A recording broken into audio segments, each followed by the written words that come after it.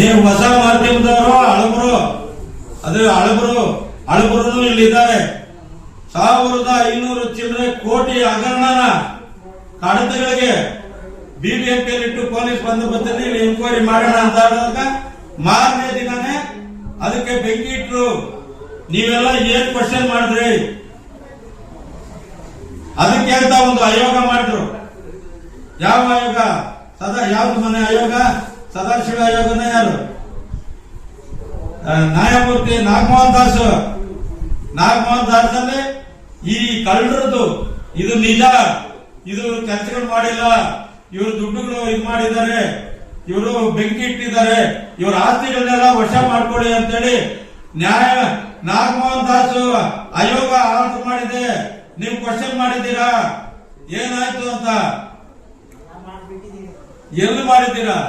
ಕಳ್ಳರು ರಾಜಾರೋಷವಾಗಿ ಒಂದು ಮಾಲ್ ಕಟ್ತಾ ಇದ್ದಾನೆ. ಅದು ಮಾಲ್ ಅಲ್ಲ, ಸವಾಲ್. ಅದು ಎಲ್ಲಿ? ಕೆಂಪೇಗೌಡ ರಸ್ತೆಯಲ್ಲಿ ಐಶ್ವರ್ಯ ಮಾಲ್, ಚಂದ್ರಪ್ಪ ಅಂತ. ಇವಾಗ ನನಗೊಂದು ಅನುಮಾನ ಬಂದಿದೆ. ಐಶ್ವರ್ಯ ಮಾಲ್, ಚಂದ್ರಪ್ಪನ ಮಗಳು ಐಶ್ವರ್ಯ ಮಾಲ್ ಅಂತಾರೆ.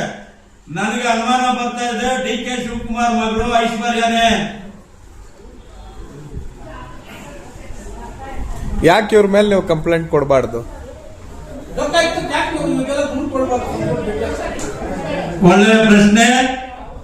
ಲೋಕಾಯುಕ್ತದಲ್ಲಿ ಕೊಟ್ಟಿದ್ದೀನಿ, ಬೆಂಗಳೂರು ಮಹಾನಗರ ಟಾಸ್ಕ್ ಫೋರ್ಸ್ ಅಲ್ಲೂ ಕೊಟ್ಟಿದ್ದೀನಿ. ಈಗಾಗಲೇ ಅಲ್ಲಿ ಪೊಲೀಸ್ ಬಂದೋಬಸ್ತು ಆ ಮಾಲ್ನ ಕಟ್ಟಬಾರ್ದು,